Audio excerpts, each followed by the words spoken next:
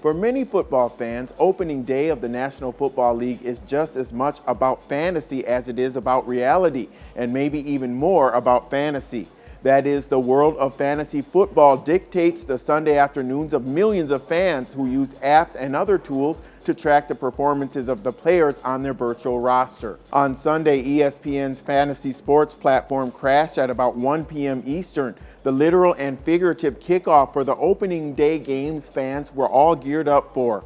Quote, "We are aware of the current technical difficulties. We apologize for the inconvenience and are working to resolve the issue ASAP," ESPN tweeted from its ESPN Fantasy Sports Twitter account, which has about 400,000 followers. Fantasy sports allow players to pay to compete for online cash prizes and bragging rights by picking teams of real-life athletes and racking up fantasy points based on how they perform. The Disney-owned company's platform continued to struggle through most of the day, and it wasn't until about 5 hours later that ESPN notified fans that fantasy football had been fully restored.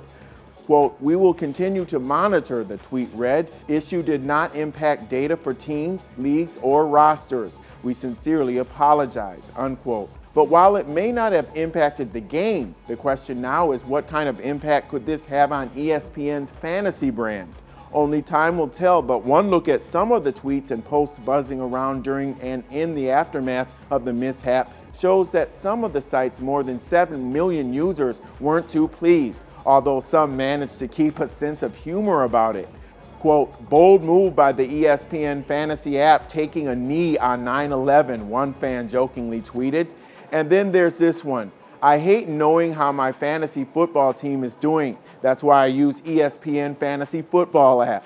ESPN Fantasy calls itself, quote, "the most popular fantasy football game in the industry," unquote, and offers it on a variety of platforms, including on iPhone, iPad, and Android phones. The snafu comes at a time when fantasy football is under scrutiny by state policymakers across the country, some who liken it to gambling. Some states have bills in play for regulation of the industry.